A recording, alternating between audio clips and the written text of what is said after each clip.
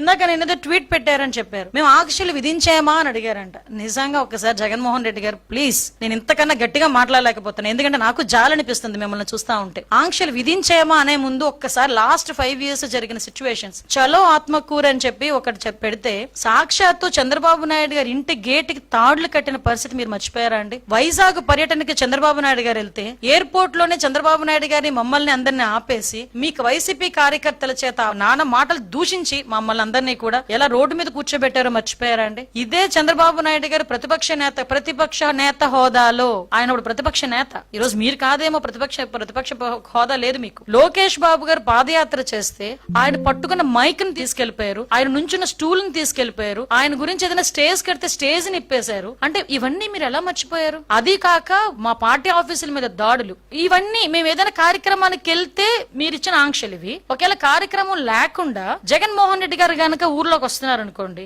Automatic గా మా ఇళ్ల దగ్గరికి పోలీసులు వస్తారు. ఇప్పుడు అయ్యన్ పాత్ర గారిని అరెస్ట్ చేసినప్పుడు నేను ఆ ఇంటికి వెళ్తా ఉంటే దారిలో నన్ను ఆపాలని ఎంత ప్రయత్నం చేస్తే ఆఖరికి 2-wheeler మీద కూడా నేను వెళ్ళిన పరిస్థితి. అదే విధంగా ఈ మైన్స్ కి సంబంధించిన వాటి మీద మేము ధర్నా పెడితే ముందే హౌస్ అరెస్టులు చేసిన పరిస్థితి. 5 సంవత్సరాలు ప్రతిపక్షంలో ఉన్న ఏ నాయకుడు నేను రోడ్డు మీదకి రానిచ్చారా? రోడ్డు మీదకి రాకుండా ఉంటేనే 41A నోటీసులు మా అందరికీ కూడా. ఇప్పుడు నా మీద 23 కేసులు ఉన్నాయి. 23 కేసులు ఒకసారి తీసి చూడండి, ఏ కేసులు ఒకసారి మీకే తెలుస్తుంది. చాలా మంది మీద కేసులు ఉన్నాయి. ఆంక్షలు విధించేనా అని అంత అమాయకంగా మాట్లాడుతూ ఉంటే నిజంగా చాలా బాధ అనిపిస్తుందండి. ఈయనకి నిజంగా మతిమరుపు ఏమైనా వచ్చేసింది ఆయనకి?